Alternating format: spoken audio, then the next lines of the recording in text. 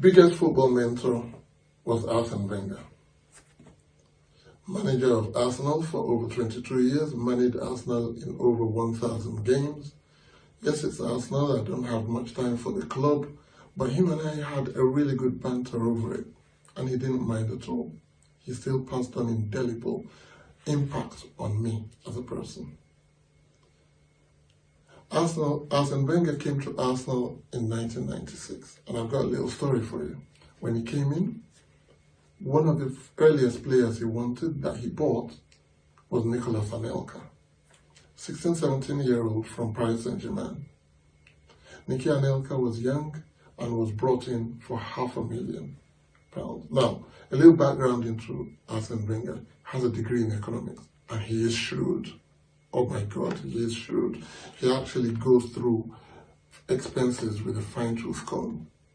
We call him the professor.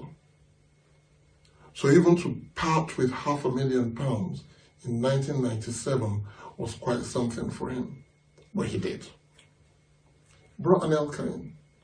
Anelka was young, so chances in the first team were few and far between at the very beginning of his career with Arsenal. But then, in his second season, as things progressed, he got his chance. There was an injury to the striker Ian Wright, and he had to step up. And up he stepped.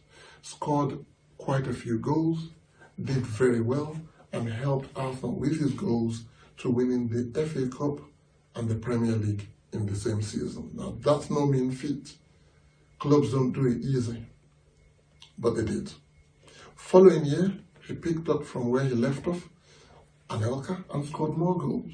He was the leading and highest goal scorer in the Premier League, even though Arsenal didn't manage to hold on to the Premier League title they won the season before. But Anelka, now there's the thing, Anelka was unsettled in London. He was not happy.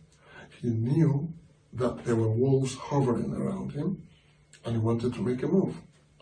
So eventually, Arsene decided to let go. Why not? Real Madrid came calling, and Arsenal sold Nicky Anelka for a whopping £23 million. £23 million. That was a profit of £22.5 million on what they got him for 2.5 years previously.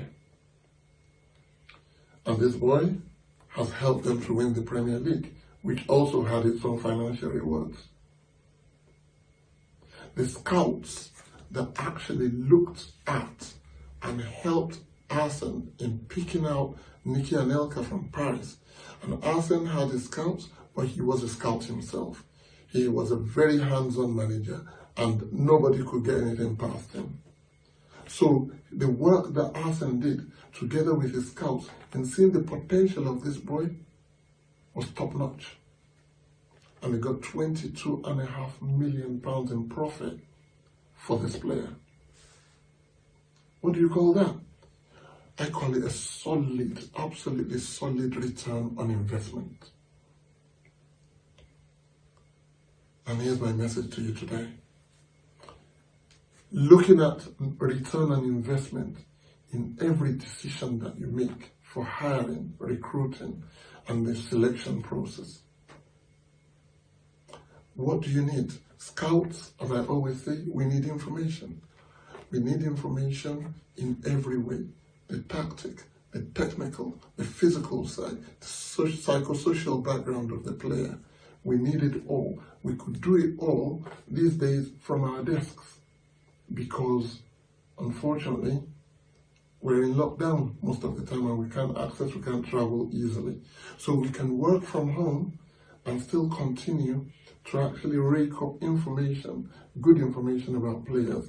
The ones who did it on Nicky Anelka in 1996, 25 years ago, had everything at their disposal and they used them well. And they used them well and they bought Anelka and they got a solid return on their investment 2.5 years later. You can do the same. You can actually do the same. You can actually go with a mindset that is determined to have a solid return on investment in every hiring decision that you make. a solid return on investment. Every employee, every potential candidate that you're looking at, you shouldn't look beyond the you should look beyond the superficial. You shouldn't look just at the paperwork, or the smile on his face, or the beauty and handsomeness. You should look at everything in a whole package, a whole big package in your decision making, so that when you're making your recommendation for who to hire, you're looking at it with the possibility of having the best return on investment for yourself, for the time that you've put into it, for your employer and the person who has hired you to hire people, and for the business. A solid return on investment is needed, and the mindset to do it is very, very key.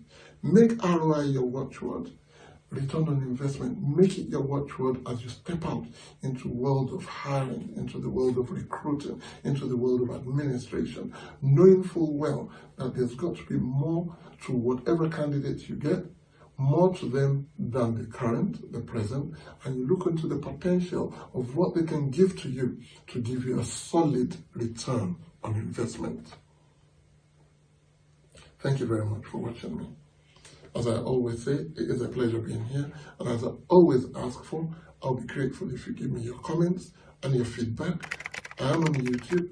My YouTube channel is Tunde Talks. Please do not hesitate. In fact, I'm actually appealing to you to subscribe to me. And until I see you again next time, please keep your chin up, and remember, every decision that you make, let it be one that can give you as good a chance as possible for a solid return on investment. Thank you.